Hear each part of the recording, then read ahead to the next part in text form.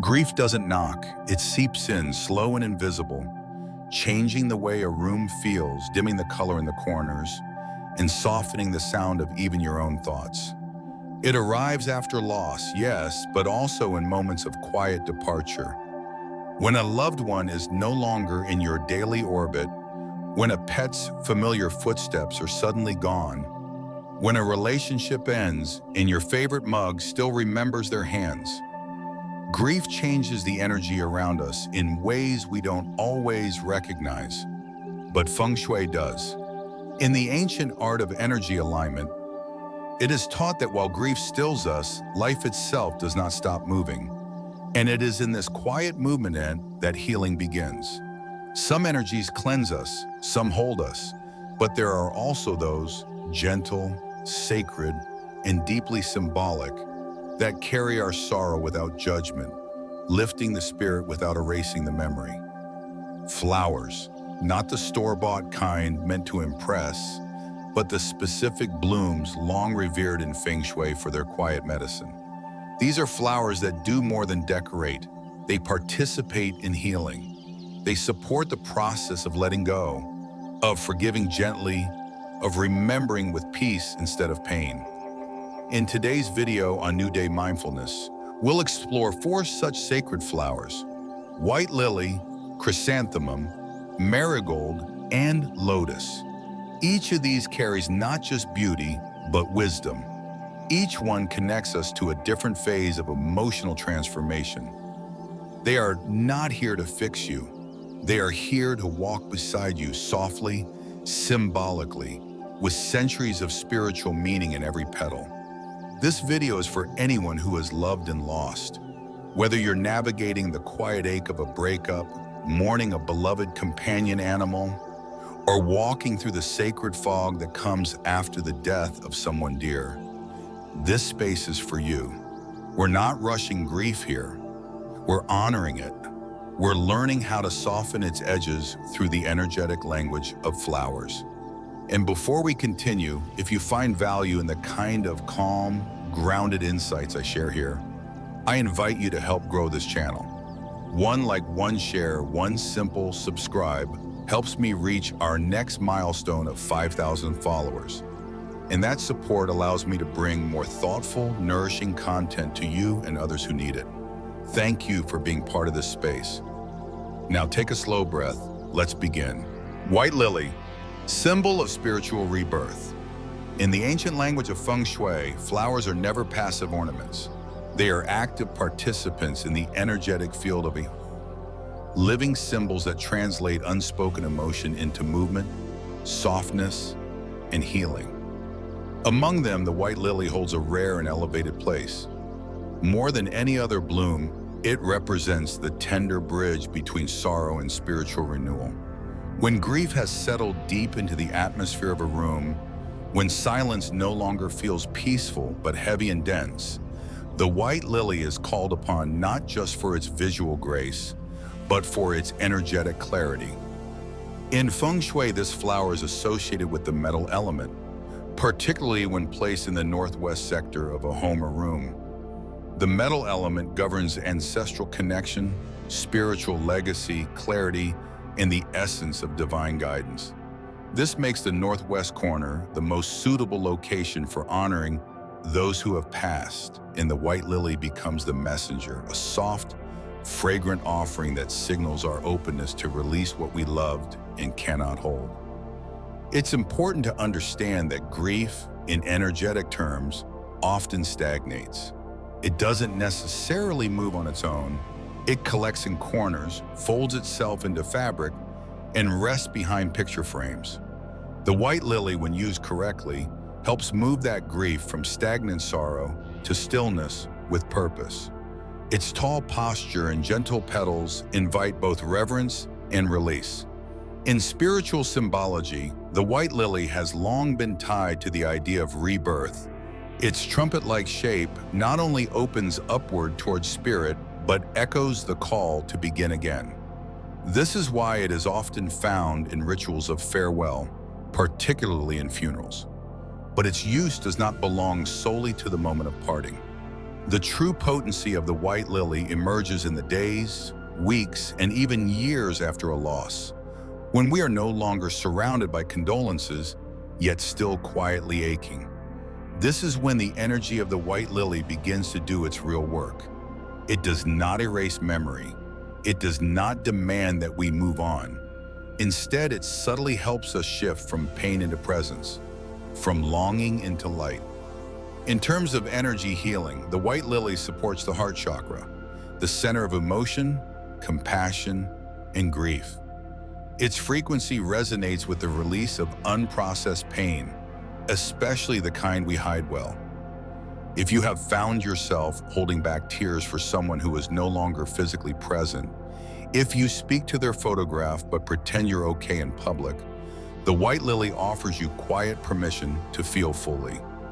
In a Feng Shui space, one white lily placed intentionally is more powerful than a dozen displayed without meaning.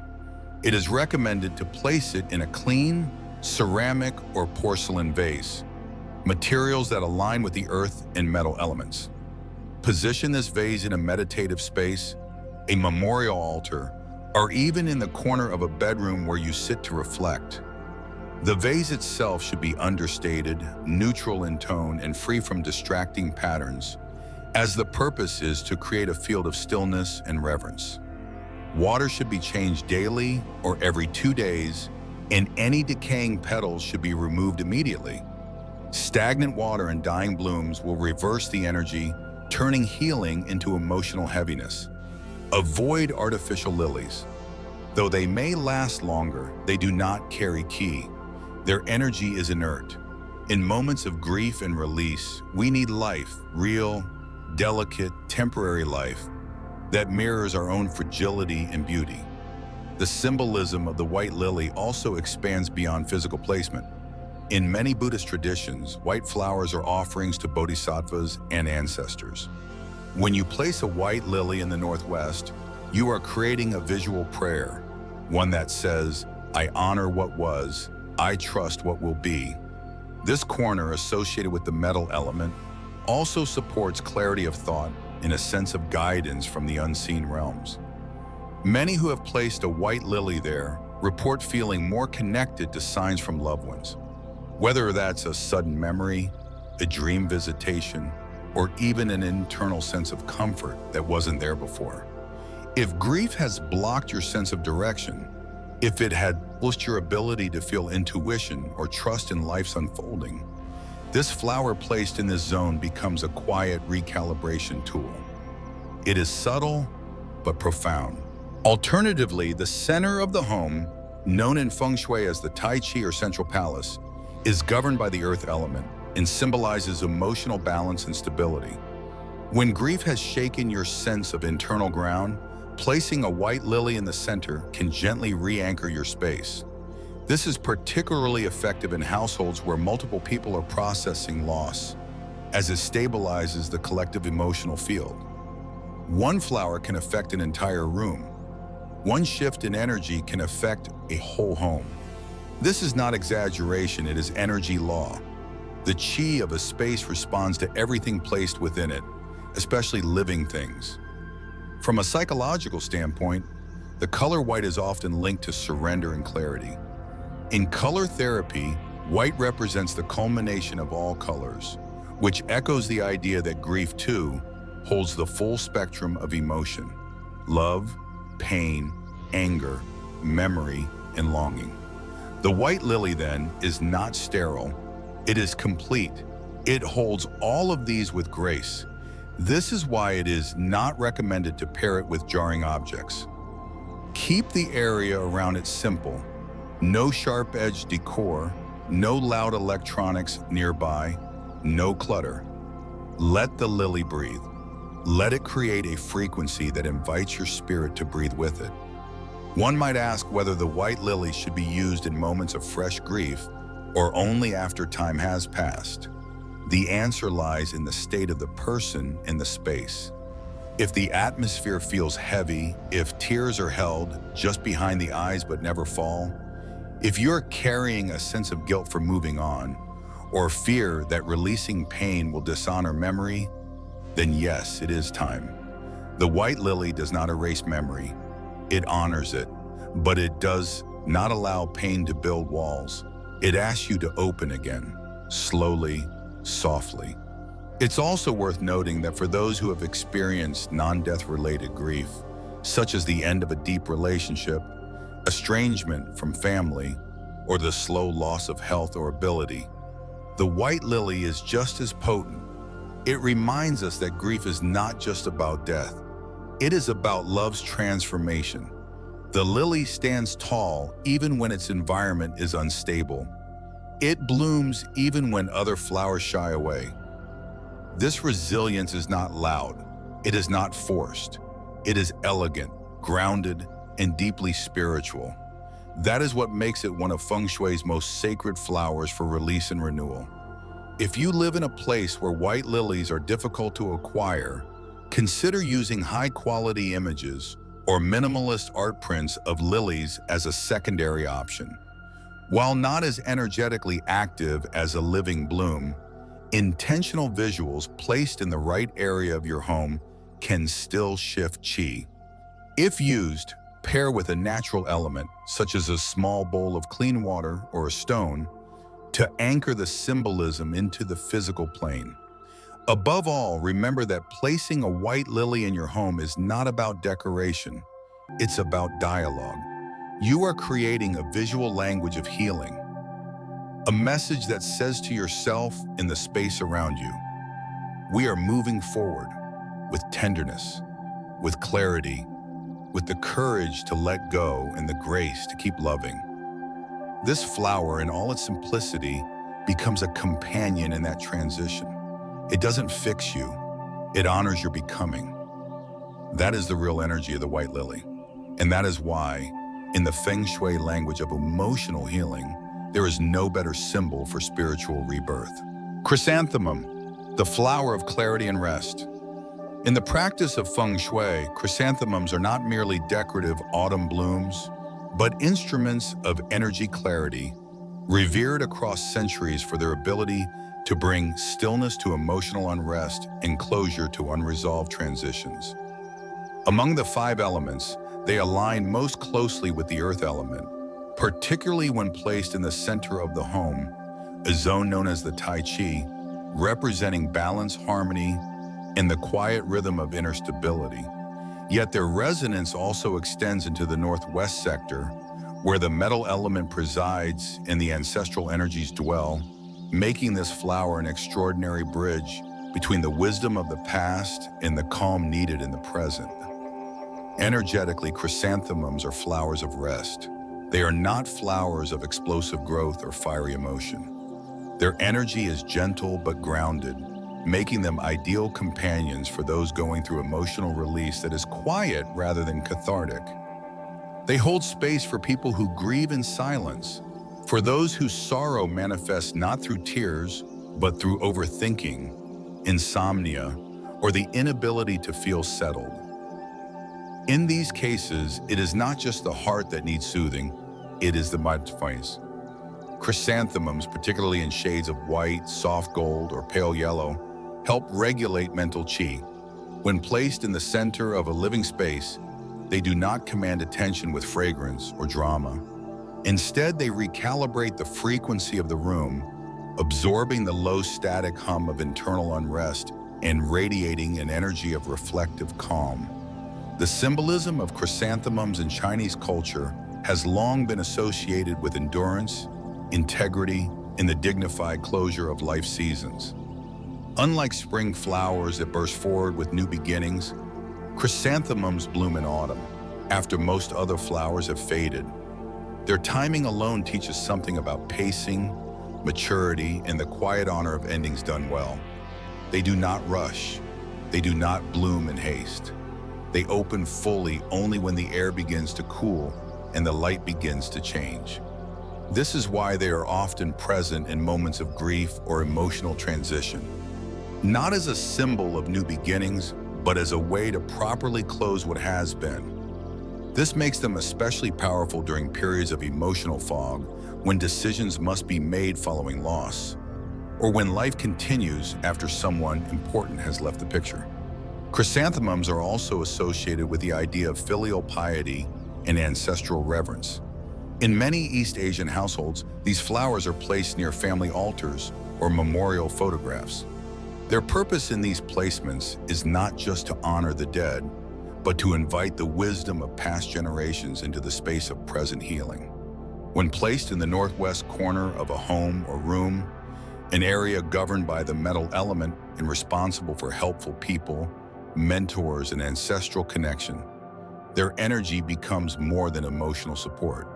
It becomes guidance.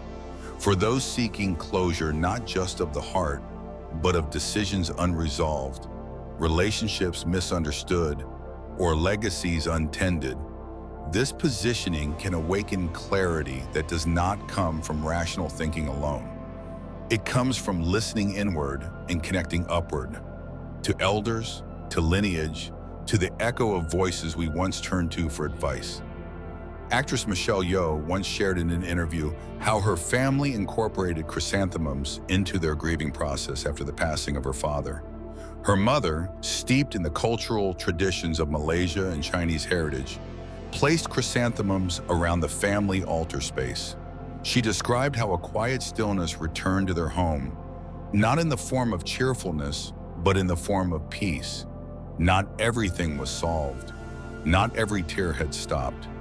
But there was a shift, the kind of shift where the air feels less dense, where memory begins to warm rather than sting. The chrysanthemums in that moment were not symbols of forgetting, but of understanding, of allowing sorrow to sit quietly without consuming the room. This speaks to the deeper role of chrysanthemums in emotional Feng Shui. They are the mediators between tension and ease, between overthinking and acceptance. Their energy is particularly useful when grief manifests as mental anxiety, when someone can't sleep, can't decide, or can't focus. In such cases, placing a pot of live chrysanthemums or a freshly cut bouquet in a ceramic or earth tone vase in the center of the home helps to harmonize the mental field. They ground the swirling thoughts and support emotional integration. It is best to choose natural colors, soft gold, creamy white, pale yellow.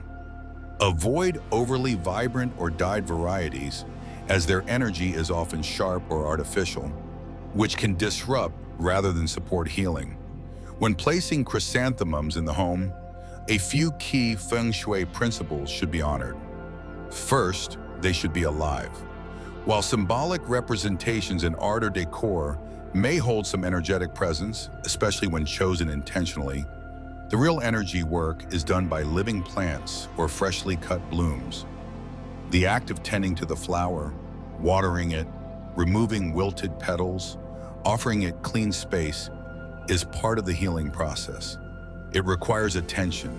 It invites presence. It reflects the very thing grief asks of us: to show up even when it hurts, to care even when we feel fragile. Second, placement in the center or northwest must be clear of clutter. Do not place chrysanthemums in crowded, dusty corners or next to technology-emitting EMF.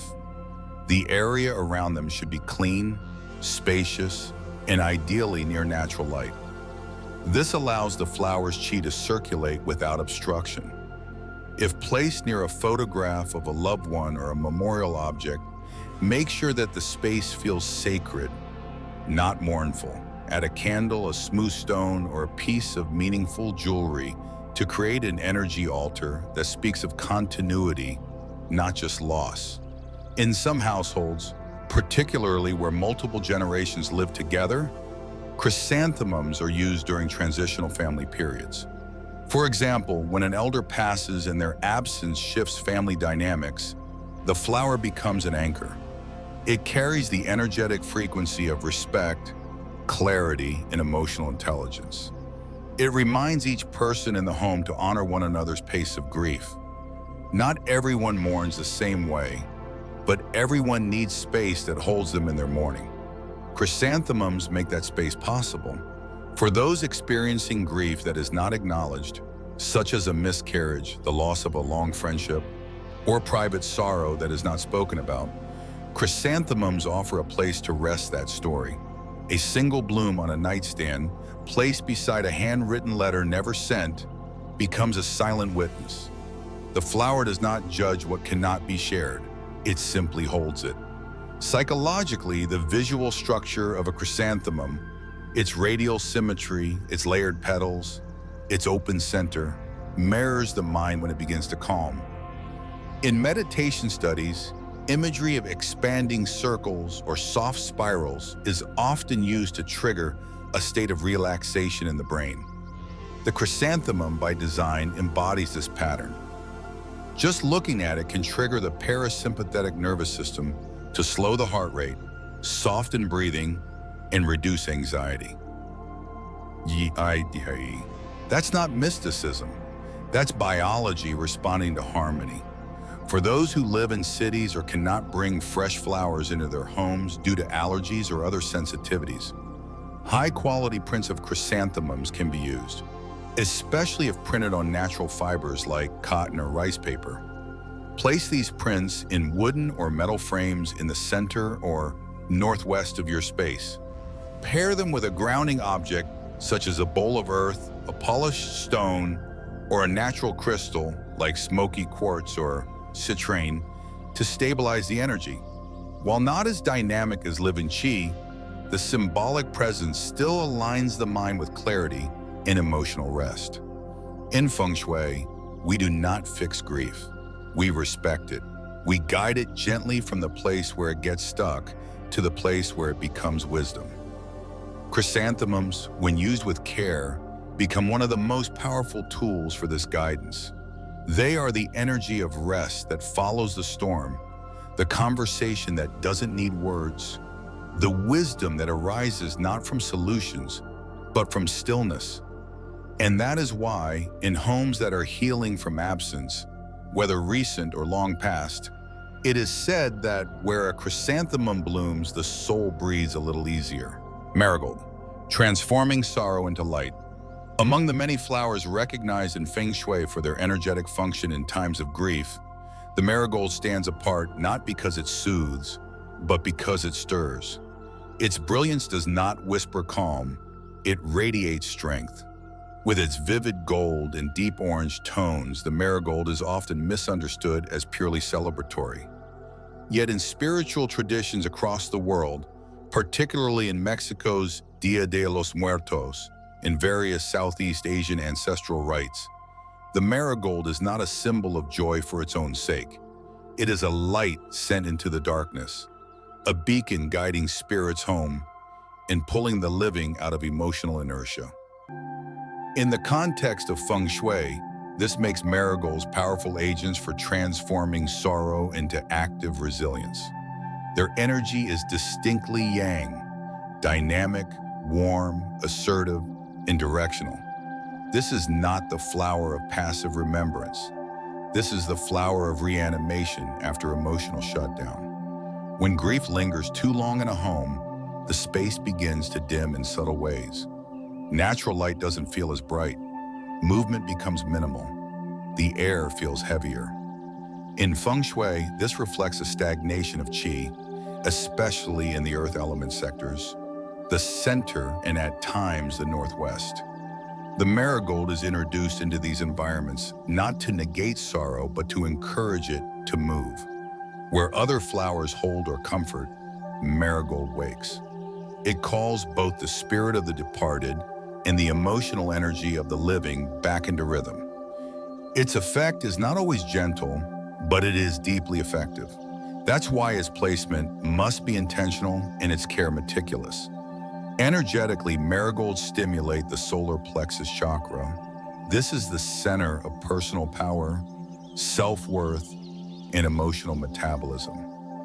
When we are overwhelmed by grief, especially the kind that erodes our sense of control or identity, the solar plexus dims. We may begin to doubt ourselves,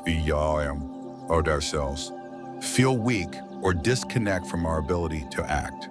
The marigold's color frequency, rooted in the golden orange spectrum, activates this area and brings warmth where coldness has crept in. This is why marigolds are particularly effective for those who have become emotionally numb or disengaged after loss. Not everyone experiences grief as pain. For many, it manifests as flatness, disinterest, or the inability to feel. The marigold doesn't just ask for emotion, it insists on it. In Feng Shui, placing marigolds in the center of the home can help recalibrate the entire household's emotional balance. The center, governed by the earth element, is like the heart of the floor plan. It influences every other zone. If grief has caused disconnection between family members, if communication feels strained, or energy in the home feels dull, introducing marigolds here can restore cohesion. But they must be fresh and they must be cared for. Stale flowers do the opposite of what is intended. They absorb energy and then emit heaviness. The water should be changed daily, and any wilted petals should be removed promptly. A marigold past its peak no longer lifts, it burdens. This is not a flower to forget in a vase. It is one that requires presence, which is also the emotional medicine it brings. In households with ancestral altars, marigolds placed in the northwest sector of the home take on a more spiritual function. The northwest, representing metal and associated with father energy, mentorship, and guidance from beyond, responds well to the bright offering of marigolds. They are believed to create a path, an energetic golden road, for those who have passed to return and be honored. Speaking aloud to the marigold enhances this function. It is not necessary to have a religious practice. A simple sentence spoken from the heart activates the energy. For example, saying, "I remember your laughter," or "This light is for your journey," is sufficient to awaken the flower's symbolic role. In Feng Shui, speech is vibration, and vibration shapes space. Combining spoken remembrance with the marigold's brightness helps bridge the living and the departed in a way that feels active, not mournful. The emotional psychology behind marigolds is also supported by color theory and the study of human response to visual stimuli. Orange and golden yellow tones stimulate dopamine production and energize the mind-body system. This doesn't mean marigolds make us happy in a conventional sense, but they help break emotional paralysis. If you or someone in your home has stopped engaging with daily rituals after a loss, marigolds can function as an external prompt. Their radiance says, life is still happening. Grief is real, but so is light. This is especially helpful in cases where someone is grieving privately while still caring for others, such as parents, caregivers, or professionals who cannot easily take time away. For them, the marigold provides a passive yet potent form of emotional support. It demands nothing but gives everything. Culturally, the marigold's use in Dia de los Muertos illustrates its dual power. It is both sacred and festive. It decorates altars and graves, not to distract from death, but to honor it vibrantly. This duality is what makes the marigold so essential in emotional Feng Shui. It does not ask us to suppress grief, but to walk through it with vitality. It holds sorrow and joy in the same petal. In Southeast Asia, marigold garlands are often used in ceremonies to welcome deities or protect travelers, showing that their energy extends beyond mourning. They are flowers of safe passage, whether for the soul or for the living heart trying to find its way back to strength. Marigolds should not be placed in cluttered spaces or near artificial lighting with cold blue tones. Their frequency pairs best with natural light, warm woods, or earthen materials like terracotta and raw stone. Consider placing them in a round vase to reflect earth energy, and if placing them on an altar, add a candle, a coin, or a small dish of salt to balance their intensity. These objects ground the marigold's heat and prevent it from becoming overstimulating. For those who live in apartments or areas where fresh marigolds are difficult to find, high-resolution photographs or artwork depicting marigolds can be substituted, but these should not be backlit with LED or digitally displayed. Print them on canvas, cloth, or textured paper, and pair them with living elements, a plant, a bowl of citrus, or a natural incense. This keeps the qi active and prevents the image from becoming static. The language of the marigold is not subtle. It says, get up. It says, you are still here. It says, remember and keep moving. For those who feel trapped in the echo chamber of their grief, marigolds provide emotional air. They move energy not with force, but with certainty. Their presence reorders space, realigns emotion, and reawakens the will to engage with life again. And that is why, despite being associated with death, marigolds are fundamentally flowers of life. In the home and Feng Shui practice, and in the heart, they signal not the end, but the return to light.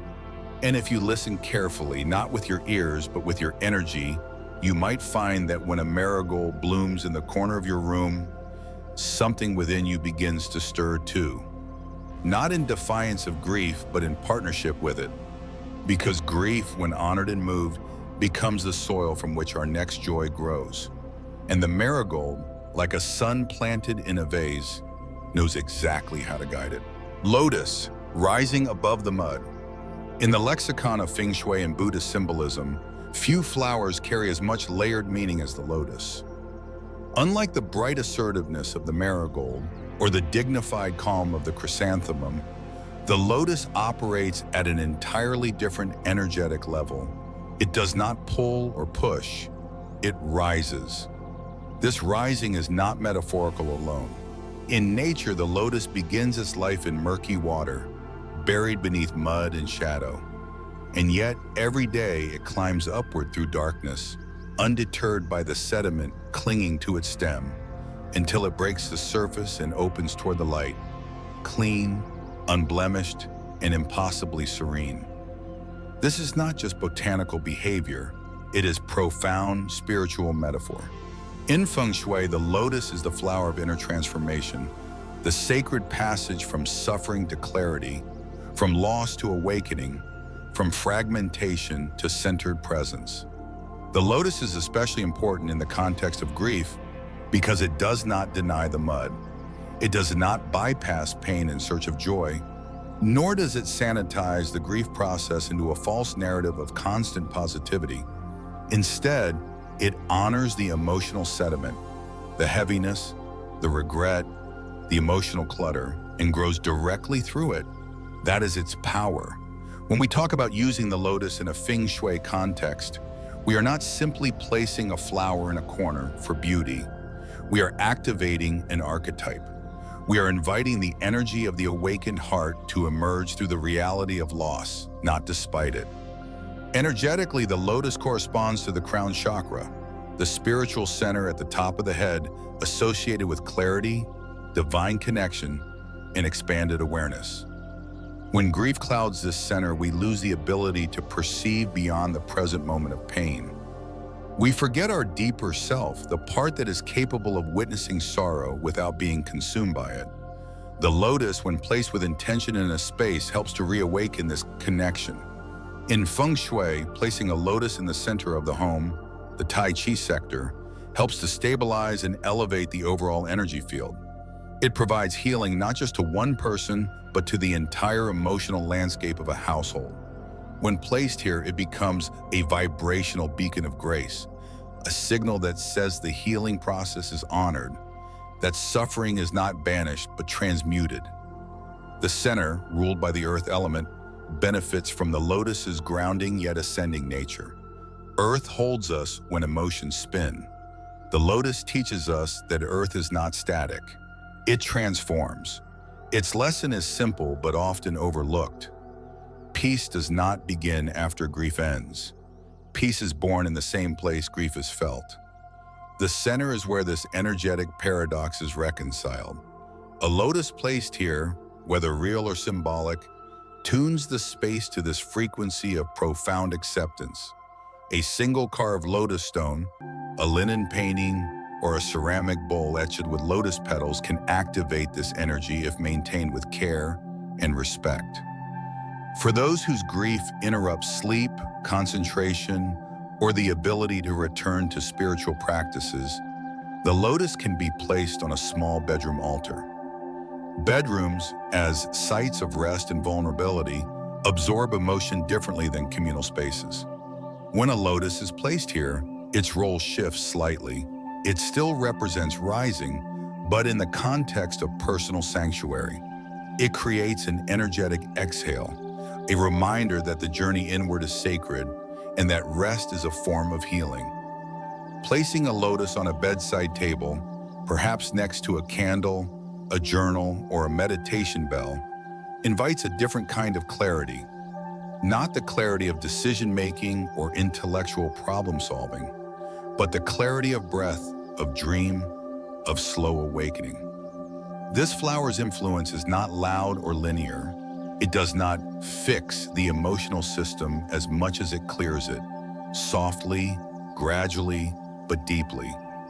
Its energy is especially suited for those who are grieving silently, who do not want to talk, who feel exhausted by the weight of emotional processing. The lotus reminds these individuals that healing does not always require performance. It only requires presence. You do not need to explain your pain to grow through it. You only need to witness it honestly. The lotus becomes that mirror, reflecting grace back to the one who is submerged. In Buddhist iconography, the lotus is frequently depicted beneath the feet of deities and awakened beings. This is not artistic embellishment. It is energetic truth. The awakened one is not above the world, but grounded within it, rooted in the mud, rising through the water, opening in the air. That layering mud, water, air, bloom mirrors the layers of our emotional evolution through grief. At first, the loss is thick and inescapable. Then it becomes fluid, expressed through tears or memory. Eventually, it becomes lighter, like breath. And finally, if we stay present, it transforms into wisdom. The lotus, through its very structure, guides us through these stages. If you do not have access to fresh lotus flowers, which are delicate, seasonal, and often difficult to source, there are still meaningful ways to harness its energy. A symbolic print in soft tones, blues, pinks, creams, can be placed in a meditation space. Avoid hyper-stylized versions with neon or metallic coloring, as these distort the natural key of the lotus. Instead, choose organic textures, watercolor prints on linen, pressed lotus images under glass, or even hand-carved wooden plaques. These maintain the integrity of the lotus frequency, which is subtle, high vibrational, and deeply calming. Some may also find benefit in using lotus incense or essential oils during quiet reflection, though these should be used sparingly and only if the scent feels emotionally supportive. Another profound practice involves visualizing the lotus during meditation. Sitting quietly, one can imagine a lotus blooming at the crown of the head, petal by petal. With each breath, the flower opens slightly more. This visualization not only activates the crown chakra, but also brings a softness to mental tension. For those whose grief feels stuck in the head, in the form of racing thoughts, regrets, over-analysis, this imagery helps to convert mental noise into spiritual presence. Children who are grieving or those unfamiliar with energy work can also benefit from a lotus presence in their space. A lotus-shaped nightlight, a small pillow with a lotus embroidered on it, or even a storybook featuring the lotus as a symbol of hope can introduce the idea of rising without fear. It teaches, even silently, that from difficulty, beauty can come, not forced or rushed, but gently, like petals opening with the sun. In homes where grief is shared, the lotus serves another function. It becomes a communal point of grace.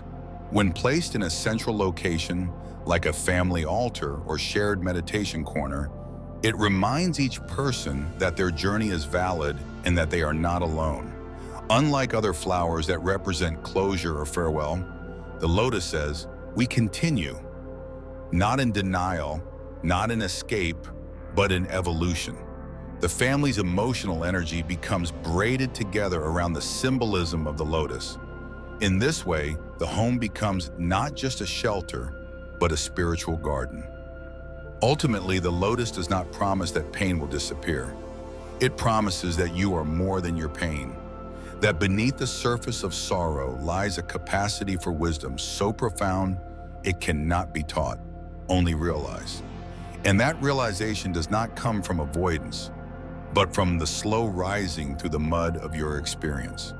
This is why in both Feng Shui and Buddhist philosophy, the lotus is not just a symbol, it is a guide, a process, a lived metaphor for how we transform.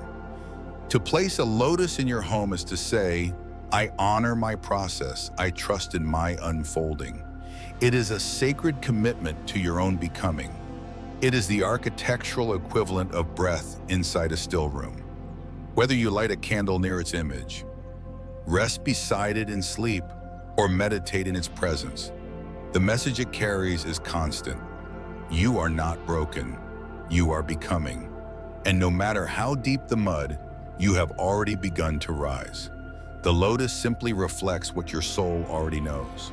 Final healing is not about erasing the memory or silencing the sorrow. Healing is remembering differently. It's carrying the story with softer hands, breathing through the weight, and allowing moments of beauty to grow again where once only pain lived. Feng Shui reminds us that the spaces around us echo the feelings within us, and that we have more power than we think to shape those spaces gently, meaningfully, with care. The flowers we've explored in this video, white lily, chrysanthemum, marigold, and lotus, aren't just arrangements or symbolic gestures. They are reminders from nature itself that energy can be shifted, that grief does not have to harden us, and that softness is not weakness, it's resilience in its most elegant form. So wherever you are on your own journey, whether just beginning to grieve or slowly finding light again, I hope today's video offered you something real, something useful, something healing. Maybe it was the story of the marigold's bold color pulling energy back into motion, or the way a white lily can hold space for your silence. Or maybe it was simply a reminder that you are not alone in your experience, and that your space can become a quiet ally in your transformation. If this video resonated with you, I gently invite you to share your story in the comments. What flower helped you through a difficult time? What memory surfaced for you today that deserves space and light? And if you found meaning in this journey, please consider supporting this channel with a like, a share, and a subscribe. Every gesture brings us closer to our goal of reaching 5,000 thoughtful subscribers, and it allows me to continue offering more content that speaks not just to the mind, but to the heart. From my home to yours, may your space always hold room for your emotions. May your energy be met with compassion, and may your spirit always remember how to bloom even after loss. Thank you for being here with me. This is New Day Mindfulness, and your healing has already begun.